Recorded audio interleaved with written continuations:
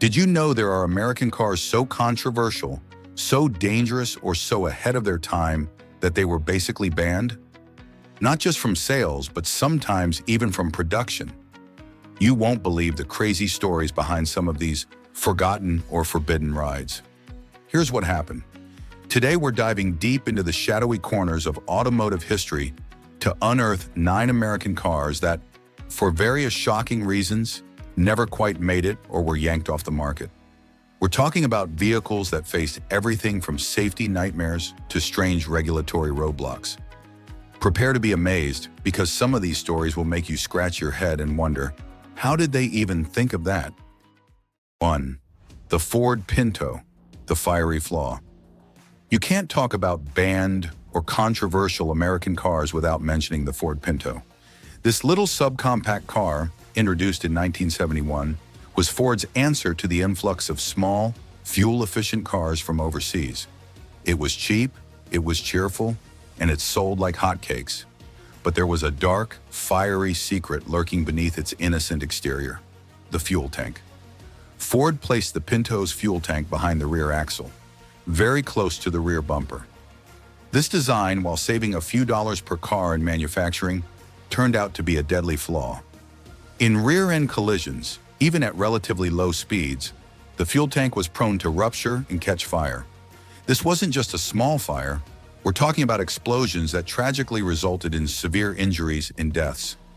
Evidence later showed that Ford knew about this design flaw even before the car went on sale. They had crash test data proving the danger, but decided it was cheaper to pay off potential lawsuits than to redesign the fuel tank and add a simple protective bladder. The memo where this cold calculation was made, often called the Pinto memo, became infamous.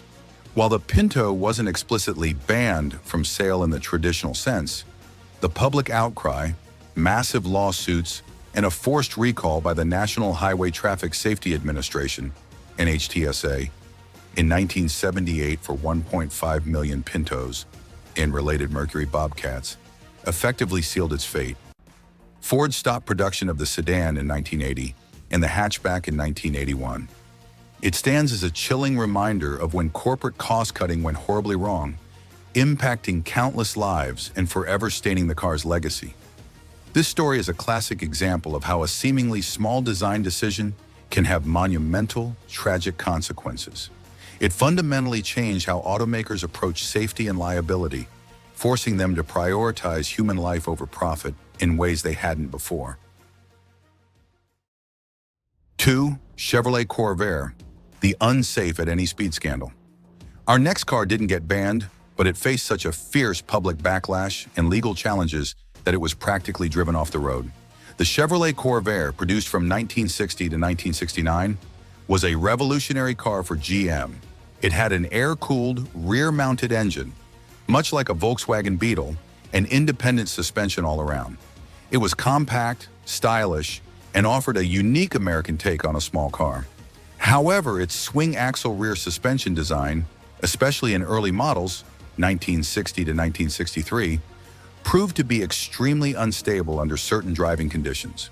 When cornering hard or swerving to avoid an obstacle, the rear wheels could tuck under, causing severe oversteer and making the car prone to rolling over. This defect was brought to light by consumer advocate Ralph Nader's groundbreaking book, Unsafe at Any Speed, published in 1965. Nader heavily criticized the Corvair, using it as a prime example of automakers prioritizing style and cost over safety. GM tried to address the issue with design changes in later models, including a revised suspension in 1964 and a complete redesign in 1965, which vastly improved its handling. But the damage was done. The negative publicity, endless lawsuits, and the weight of Nader's criticism meant the Corvair's reputation was irreparably harmed. Sales plummeted, and GM, facing a public relations nightmare and increased government scrutiny, eventually pulled the plug on the Corvair in 1969. It was a clear victory for consumer safety advocates and a massive wake-up call for the entire automotive industry, leading to stricter safety regulations. The Corvair is a sad tale of innovation, overshadowed by a fundamental design flaw and a powerful public voice. 3. Bricklin SV1, the safety vehicle that crashed and burned. This one is a fascinating story of ambition, innovation, and ultimately failure. The Bricklin SV1, built by Malcolm Bricklin, who later brought Subaru to the US, was produced from 1974 to 1976. The SV1 stood for Safety Vehicle 1, and safety was supposed to be its entire reason for existence. It was designed to be the safest car on the road, with an integrated roll cage, impact-absorbing bumpers, and gull-wing doors that looked futuristic, but were incredibly heavy and slow to open and close. The car also featured a bold, wedge-shaped design and came in vibrant safety colors, like bright red, orange, and white. However, the SV1 was plagued by problems from the start. Those cool gull-wing doors were operated by an unreliable hydraulic system, which often failed, trapping occupants inside or outside the car. The body panels, made of a composite material called acrylic fiberglass, were difficult to paint correctly and prone to cracking. Quality control was a massive issue, with many cars leaving the factory with defects. More importantly, despite its safety claims, the heavy doors and other design elements made the car too heavy, hurting its performance and fuel economy, which was a huge concern during the 1970s oil crisis. The price tag was also much higher than comparable sports cars. Malcolm Bricklin's company struggled with production, financial woes, and mounting warranty claims. After producing only around 3,000 units, the company went bankrupt in 1976. While not officially banned by government decree, the car's inherent flaws, mechanical unreliability, and financial troubles led to its swift demise, effectively banning it from future production and sales. It's a testament to the idea that a good concept isn't enough if the execution falls apart. The fourth Pontiac Aztek, the design disaster no one wanted. Now, this isn't a safety ban or a mechanical failure ban, but a ban by public opinion. The Pontiac Aztek, introduced in 2001, is widely considered one of the ugliest cars ever made. It was GM's attempt at a sport recreation vehicle, a crossover before crossovers were truly a thing, combining an SUV, a minivan, and a wagon.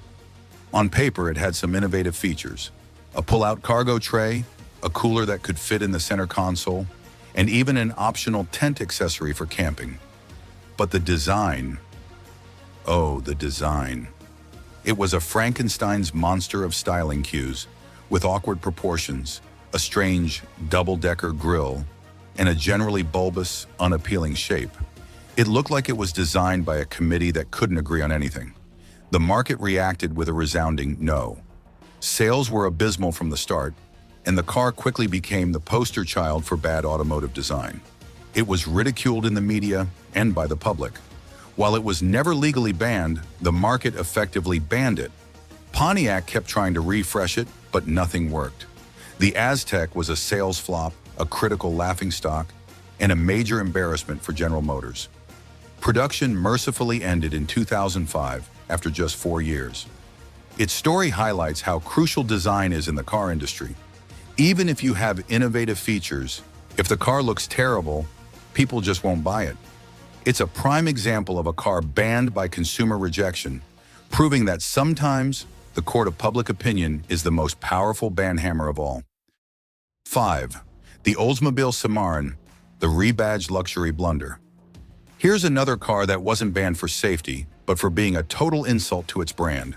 The Oldsmobile Cimarron, launched in 1982, was GM's attempt to compete with the growing number of luxury compact cars from European brands like BMW and Mercedes-Benz. The problem? Instead of designing a new luxury car, GM just took a Chevrolet Cavalier, added some leather seats, a little chrome, and a higher price tag, then slapped an Oldsmobile badge on it.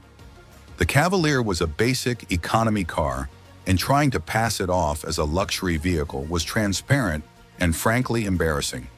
It shared its body, engine, and many interior components with a car that cost half as much. Consumers immediately saw through the thinly veiled disguise. The Cimarron offered no real luxury, no special performance, and no genuine reason to buy it over its much cheaper sibling. It was a cheap rebadge that failed to deliver on any promise of luxury or exclusivity. The Cimarron became a symbol of GM's badge engineering excesses and its struggle to compete with foreign luxury brands. It was widely mocked by automotive critics and buyers alike. Its sales were dismal, and it severely damaged Oldsmobile's reputation as a purveyor of quality and innovative cars. Oldsmobile, a brand with a rich history, never truly recovered from such blunders. It was quietly phased out in 1988, not because of a direct ban, but because it was a sales disaster and a blot on the brand's image. This car is a cautionary tale about how important it is for a brand to stay true to its identity and not try to trick its customers. 6. The Chrysler Turbine Car, the jet-powered dream that died. Now this one is truly unique and was effectively banned, not by law or consumer dislike, but by the very technology it embraced in government regulations. The Chrysler Turbine Car was a limited production, experimental car built in 1963. Only 55 were ever made, and they were loaned to everyday people for testing purposes. What made it special? It ran on a gas turbine engine, like a jet engine, instead of a traditional piston engine. This engine could run on almost any combustible fuel: kerosene, jet fuel, diesel, unleaded gasoline, even vegetable oil. The turbine car was incredibly smooth, quiet, and offered quick acceleration. It seemed like the future. However, there were significant hurdles. The turbine engine was very expensive to produce, produced a lot of heat, and had a slow throttle response, making it tricky to drive in stop-and-go traffic. But the biggest problem was emissions. While it produced fewer carbon monoxide emissions, it had higher nitrogen oxide emissions, and crucially, it put out an unusual kind of exhaust that left behind sticky black soot. This residue proved to be a major environmental concern, and without the proper technology to clean it up at the time, it became a regulatory nightmare. The U.S. government, particularly the EPA, had very specific and strict emission standards coming into play. Chrysler couldn't meet these standards with the turbine engine without massive redesigns and costs. Because of the emissions issue and the complexity of mass production, Chrysler decided to crush 46 of the 55 cars after the testing program ended, destroying most of them to avoid customs duties on the imported bodies and to prevent them from falling into private hands and causing future liability issues. Only 9 survived, mostly in museums. It wasn't a formal ban, but the regulatory environment and the insurmountable challenges of the technology at the time effectively banned it from ever reaching mass production. It's a truly fascinating what-if story in automotive history, a glimpse into a potential future that never quite arrived. 7. The AMC Pacer, the fishbowl that couldn't swim. The AMC Pacer, launched in 1975, was American Motors Corporation's attempt to create a small, fuel-efficient, and unconventional car during the gas crisis era. Its most striking feature was its massive glass area. Almost a third of the car's surface was glass, giving it a fishbowl appearance. It was also unusually wide for a compact car, wider than many full-size sedans of its day, which AMC claimed made it feel more spacious and safer. The Pacer was revolutionary in its design, but it faced a few fundamental problems. Despite its compact exterior dimensions, it was surprisingly heavy due to all that glass and the necessary strengthening. This weight hurt its fuel economy, which was ironic given its initial purpose during the oil crisis. Its unique styling was also incredibly polarizing. People either loved it or hated it. Many found it strange and ugly, which severely limited its appeal. 8. The DeLorean DMC-12, the dream car trapped by legal troubles. This car is iconic, famous for its role in Back to the Future, but its real-life story is far more complex and tragic, leading to its effective ban from production. The DeLorean DMC-12, produced from 1981 to 1982, was the brainchild of John DeLorean, a maverick executive who left GM to build his own car company. It was visually stunning, with a stainless steel body that never needed paint and those unforgettable gull-wing doors. However, the DMC-12 was plagued by a series of unfortunate events. Despite its futuristic looks, the car was underpowered, using a V6 engine that didn't deliver the performance its sports car styling promised. Build quality was also inconsistent, with early models having numerous issues. But the real ban came from outside factors. The company struggled financially, production was inefficient, and the car's high price tag made it a tough sell. The final nail in the coffin was John DeLorean himself, who was arrested in 1982 on drug trafficking charges. A controversial case that many believe was a setup to save his failing company. 9.